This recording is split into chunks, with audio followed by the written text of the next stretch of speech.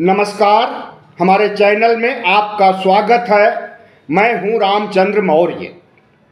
साथियों, अगर आप पहली बार हमारे चैनल को देख रहे हैं तो इसे सब्सक्राइब कर लीजिए और सब्सक्राइब के सामने की बटन जरूर दबाइए ताकि दैनिक वीडियो जो हम बनाते हैं पॉलिटिकल एनालिसिस पर वह आपको तुरंत मिल सके। आज हम चर्चा करेंगे chief justice of India Sanjeev Khanna की, जिन्होंने कल यानी 11 नवंबर को चीफ जस्टिस पद की शपथ लिया और अपना कार्यभार संभाल चुके हैं।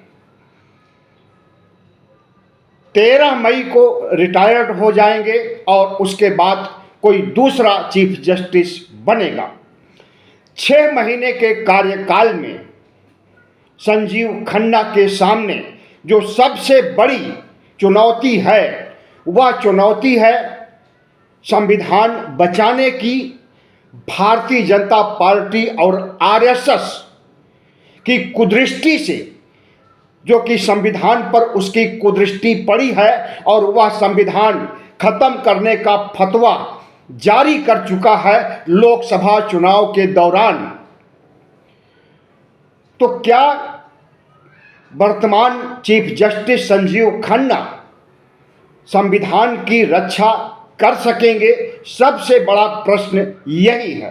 वैसे प्रश्न तो बहुत से हैं, जिसमें जिस तरह से इन्हें चीफ जस्टिस बनाया गया, जिस तरह से इन्हें सुप्रीम कोर्ट में जस्टिस बनाया गया, उस पर भी बहुत से सवाल हैं और विवाद हैं और आज हम उन्हीं की चर्चा करेंगे और आपको बताना चाहेंगे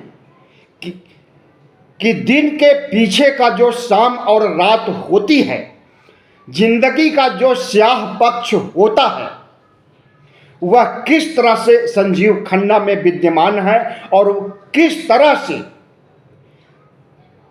उनके चाल चरित्र और फैसले का निर्धारण किया जाएगा।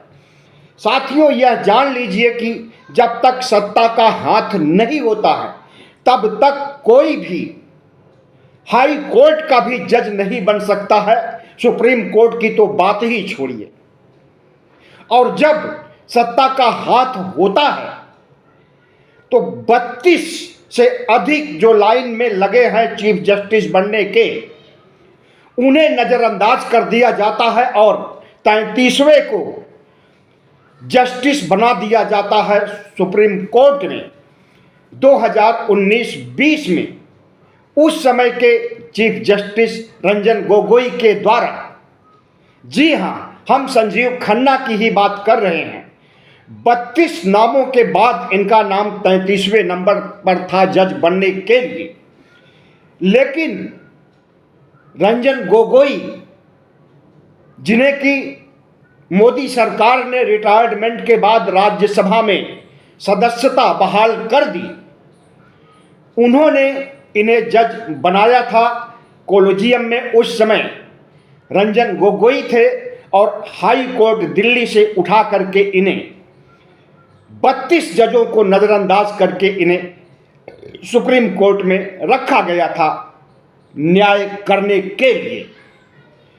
और दीपक मिश्रा के समय में 4 जजों ने जिस तरह से प्रधानमंत्री नरेंद्र मोदी का सरकार का विरोध करते हुए कहा कि लोकतंत्र खतरे में है और सड़क पर उतर करके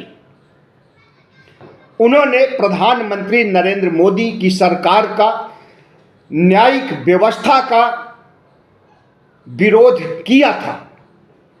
पहली बार ऐसा हुआ था भारत के न्यायिक इतिहास में कि सुप्रीम कोर्ट के जज सड़क पर आए और कहें कि लोकतंत्र खतरे में है। संजीव खन्ना एक ऐसे जज हैं जिनके ऊपर परिवारवाद भी चस्पा होता है। सबसे पहले तो हम चंद्रचूड़, DY चंद्रचूड़ की बात करेंगे, जिनके ऊपर भी परिवारवाद का फंडा लागू होता है। डी.वाई. चंद्रचूड़ के पहले इनके पिता लंबे समय तक यशवंत विष्णु चंद्रचूड़ इस देश के चीफ जस्टिस ऑफ इंडिया रहे हैं। राजनीति में परिवारवाद प्रधानमंत्री नरेंद्र मोदी किस ढंग से चिन्हित करते हैं और किस ढंग से राहुल गांधी, प्रियंका गांधी, सोनिया गांधी के खिलाफ परिवारवाद को लेकर के आग उगलते हैं, लेकिन उसी परिवारवाद को अगर प्रधानमंत्री नरेंद्र मोदी द्वारा समर्थित रंजन गोगोई जो कि सांसद हैं, 1920 में जब वह चीफ जस्टिस थे तो उन्होंने कॉलेजियम में इनका नाम लाया संजीव खन्ना का। और संजीव खन्ना के पिता तो चीफ जस्टिस नहीं थे, लेकिन इनके चचा जान जरूर चीफ जस्टिस रहे हैं। उस समय जिस समय इमरजेंसी लगी हुई थी 1975-76 के दौरान, हंसराज खन्ना नाम उनका था और उनके फैसले से कहीं न कहीं इंदिरा गांधी भी प्रभावित हुई थी। उनका न्यायिक चरित्र और संजीव खन्ना का न्यायिक चरित्र क्या एक समान रहेगा? और जिस परिवारवाद की चर्चा राजनीति में होती है और राहुल गांधी को, सोनिया गांधी को, प्रियंका गांधी को कटघरे में खड़ा किया जाता है, तो वह चर्चा न्यायालय में या न्यायिक क्षेत्र में क्यों नहीं होनी चाहिए? और क्यों ऐसा परंपरा बन गया है कि चीफ जस्टिस का बेटा चीफ जस्टिस बने, चीफ जस्टिस का भतीजा चीफ जस्टिस बने, आईएएस का बेटा आईएएस बने, पीसीएस का बेटा पीसीएस बने। यानी पूरे तंत्र में, पूरी व्यवस्था में अगर परिवारवाद का जहर घुला हुआ है तो इसे कौन दूर करेगा? और दूर करने के लिए इस तरह की से संविधान की रक्षा करने के लिए अगर चीफ जस्टिस के रूप में संजीव खन्ना मुकर्रर किए गए हैं तो क्या वह परिवारवाद से बचेंगे? हमें तो ऐसा नहीं लगता। एक दिन जरूर लानत मलानत इनकी भी होगी, जैसे चीफ जस्टिस चंद्रचूड़ की हुई है। चंद्रचूड़ का दोहरा चरित्र था। 4-6 फैसले या यूं कहें कि अधिकांश फैसले सरकार के पक्ष में सुनाते थे, तो 1-2 फैसले जनता के पक्ष में या विपक्ष के पक्ष में सुनाते थे। संतुलन साधने का काम करते थे। इसे यूं ही भी समझा जा सकता है कि चेक एंड बैलेंस का तौर तरीका चंद्रचूड़ को अच्छी तरह से पता था और अगर सरकार के पक्ष में वह निर्णय नहीं करते तो शायद चीफ जस्टिस बनाए भी नहीं जाते। और वही बात संजीव खन्ना पर भी लागू होती है। अगर यही संजीव खन्ना जिन्होंने वोटिंग मशीन ईवीएम का समर्थन किया था, ईवीएम का समर्थन करना बड़ी बात नहीं है, ईवीएम के साथ जो वीवीपैट लगा हुआ है उसे सिर्फ 5% रखने का आदेश इन्हीं चीफ जस्टिस ने दिया था जो आज चीफ जस्टिस हैं, उस समय जस्टिस थे। इस तरह से अनेकों ऐसे सवाल पूछे जा सकते हैं वर्तमान सत्ता से, वर्तमान न्यायिक व्यवस्था से, जिससे खुद न्यायिक व्यवस्था कटघरे में खड़ी की जा सकती है। दीपक मिश्र जिस समय चीफ जस्टिस थे 2016 में, उस समय जब प्रजातंत्र को बचाने के लिए 4-5 जज सड़क पर आ जाते हैं, तभी प्रश्न चिन्ह लग गया था कि मोदी राज में अदालतें सुरक्षित नहीं हैं, अदालतें निष्पक्ष न्याय नहीं दे रही हैं। और जब डी.वाई. चंद्रचूड़ अपने गुनाहों को महसूस करते हुए या फिर अपने गुनाहों को स्वाभिमान का जामा पहनाते हुए कहते हैं कि हमने ईश्वर के सलाह पर, ईश्वर के कहने पर अयोध्या का फैसला सुनाया है, तो मोदी राज में एक तरफ जज निकल करके आते हैं, कहते हैं कि मोदी राज में न्यायिक क्षेत्र लोकतंत्र के अनुकूल नहीं रह गया है, और दूसरी तरफ संजीव खन्ना जो वर्तमान में चीफ जस्टिस बने हुए हैं, यह वीवीपैट का आदेश चुनाव आयोग को नहीं देते हैं कि 100% ईवीएम मशीन में वीवीपैट होना चाहिए। इससे चुनाव आयोग की निष्पक्षता, पारदर्शिता और तटस्थता सामने आ सकती है, लेकिन ऐसा इन्होंने नहीं किया। और भी कई मुकदमे ऐसे हैं जिस पर शक की सुई संजीव खन्ना पर जाती है। इलेक्टोरल बॉन्ड सबसे बड़ा मुद्दा है आज बात करने का। इसे इलेक्टोरल बॉन्ड का भंडाफोड़ तो कर दिया सुप्रीम कोर्ट ने कि अवैध रूप से राजनीतिक पार्टियां धन उगाही करती हैं, और सभी पार्टियां करती हैं, जिसमें नंबर 1 पर भारतीय जनता पार्टी है। भारतीय जनता पार्टी जिस तरह से चंदा दो धंधा लो के आधार पर उगाही करती है और उसी पैसे से सांसद विधायक खरीद करके ऑपरेशन लोटस चलाती है, वह किसी से छुपा हुआ नहीं है। और जब बड़ा घपला पकड़ में आ गया, वित्त मंत्री निर्मला सीतारमण के हस्बैंड पाराकल प्रभाकर ने इसे विश्व का सबसे बड़ा आर्थिक अपराध कहा है, इलेक्टोरल बॉन्ड को। तो विश्व के सबसे बड़े अपराध को उजागर तो कर दिया, लेकिन दोषियों को सजा देने का काम न तो चंद्रचूड़ ने किया, न संजीव खन्ना ने किया। तो क्या अब जब संजीव खन्ना चीफ जस्टिस बन चुके हैं, तो भारतीय जनता पार्टी के शीर्ष नेतृत्व के खिलाफ मुकदमा चलाएंगे? अपराध किया है, अपराध सामने है, अपराध साबित हो चुका है, तो अपराधी को दंड क्यों नहीं मिलेगा? क्या इतनी हिम्मत संजीव खन्ना में है कि वह नरेंद्र मोदी और शाह और मोहन भागवत के खिलाफ कोई कड़ा कदम उठा सकें? जिस तरह से लोकसभा चुनाव के दौरान संविधान को खत्म करने, संविधान को हटाने की बात भारतीय जनता पार्टी के कई सांसदों ने कहा था, लगभग 9-10 दर्जन भर सांसदों ने कहा था कि 400 पार सीटें दीजिए, हम संविधान खत्म कर देंगे।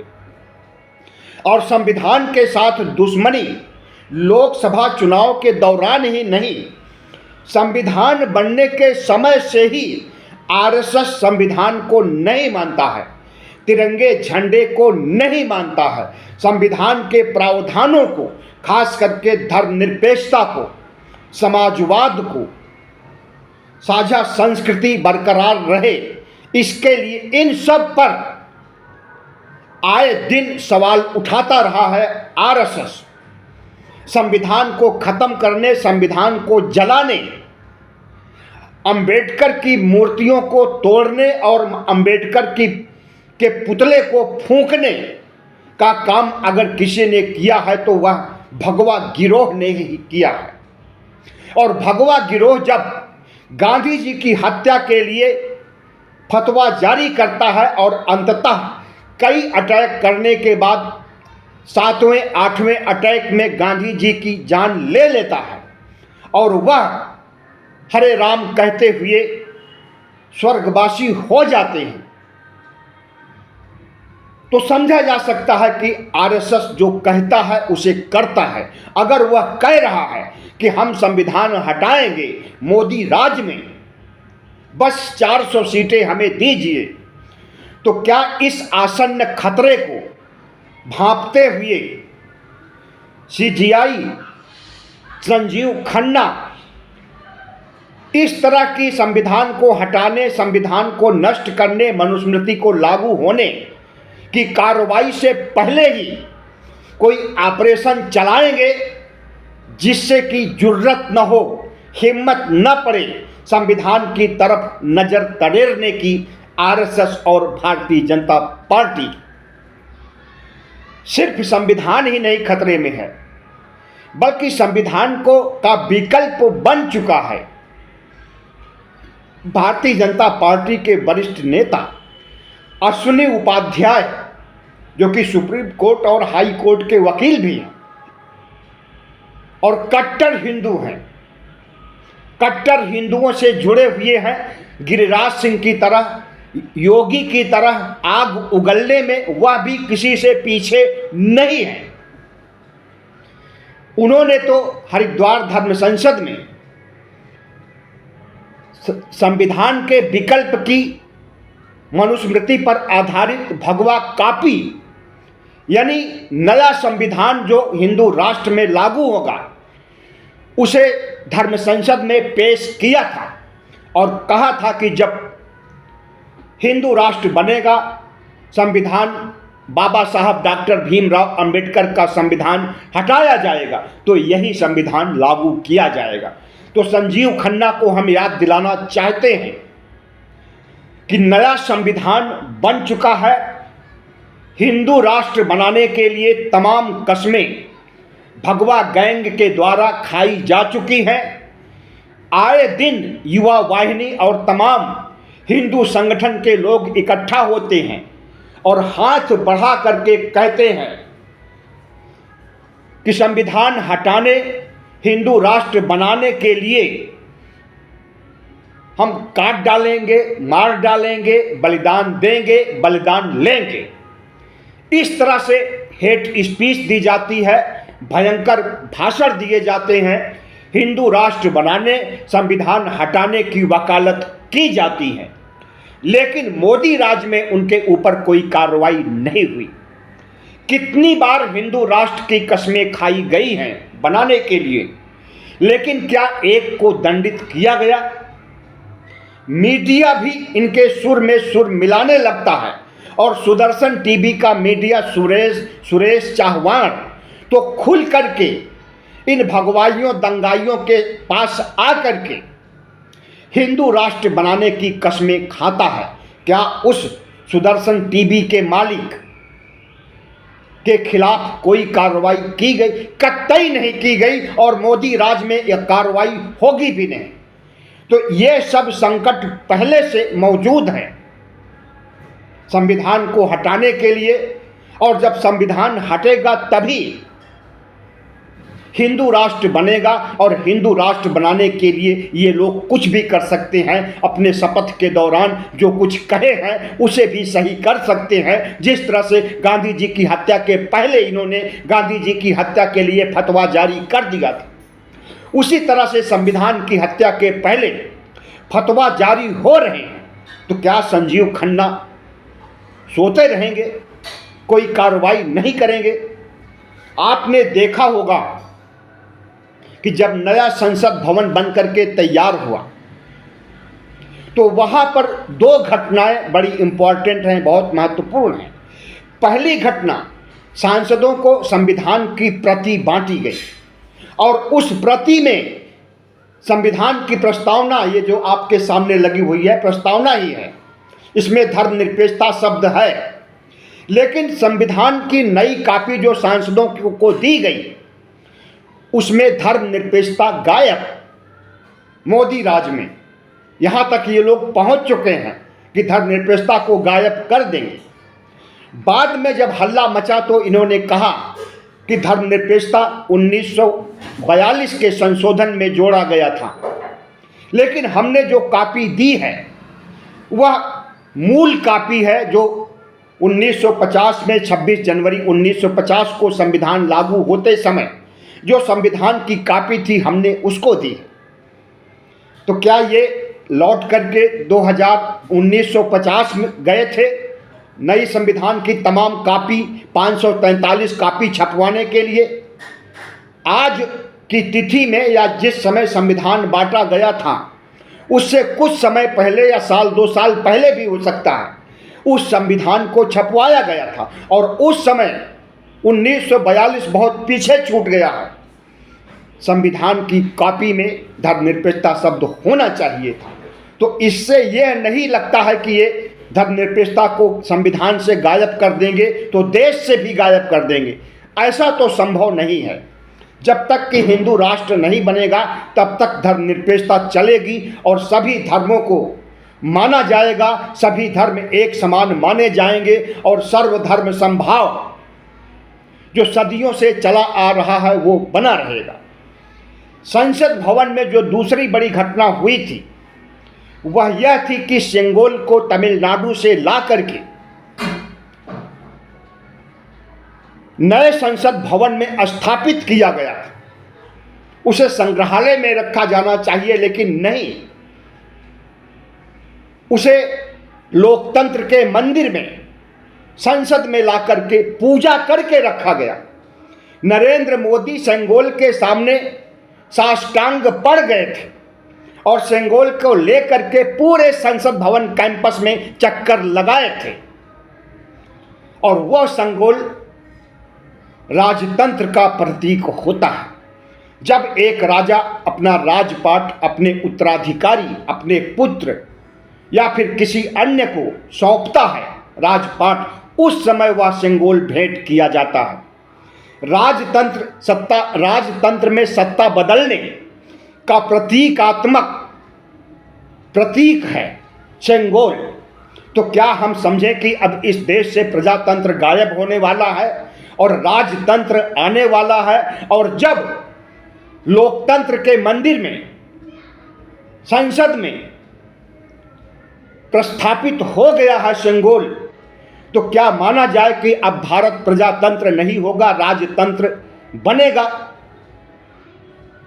सत्ता हस्तांतरित तो 2014 में ही हो गया है और वही सत्ता अब राजतंत्र को ला करके राजा बनना चाहेगी और राज करना चाहेगी और इस देश को हिंदू राष्ट्र बना करके ओबीसी, एससी, एसटी को वर्ण व्यवस्था के दंश में फिर से झोंक देगी, जिस तरह से कि 4000 साल पहले मनुस्मृति युग में झोंका गया था।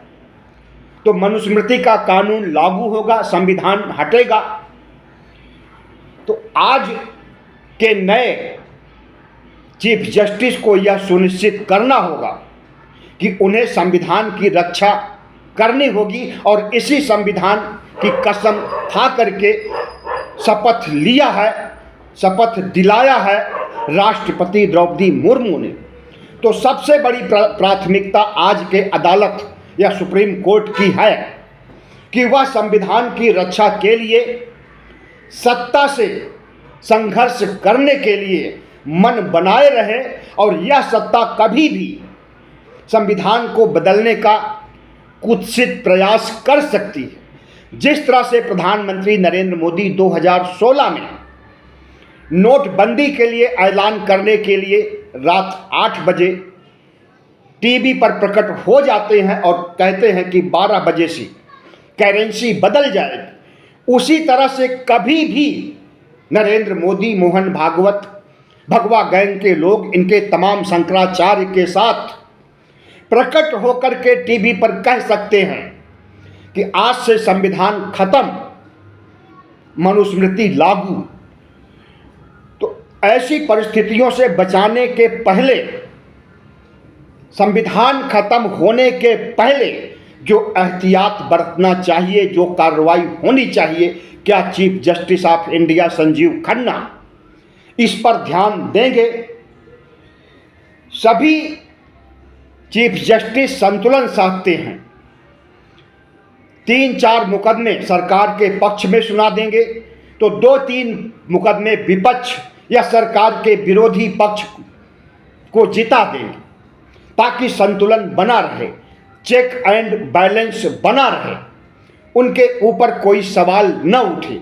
लेकिन जब इस देश का चीफ जस्टिस ही चीख चीख करके कह रहा है कि हमने ईश्वर के आदेश पर अयोध्या का फैसला लिखा है और उस फैसले पर किसी जज का नाम नहीं है, तो आज सुप्रीम कोर्ट खुद कटघरे में खड़ा हुआ है और सुप्रीम कोर्ट की साख जितनी तेजी से गिर रही है, नरेंद्र मोदी सरकार के समर्थन में जितने फैसले सुनाए गए हैं, नरेंद्र मोदी के खिलाफ जितने मुकदमे सुनाए गए हैं, इससे कहीं ज़्यादा हैं नरेंद्र मोदी के पक्ष में फैसले सुनाए गए हैं। और अयोध्या के फैसले में जिस तरह से अन्याय हुआ है, उस अन्याय के कलंक को धोने के लिए संजीव खन्ना क्या पुनर्विचार याचिका स्वीकार करेंगे या पुनर्विचार याचिका अयोध्या फैसले पर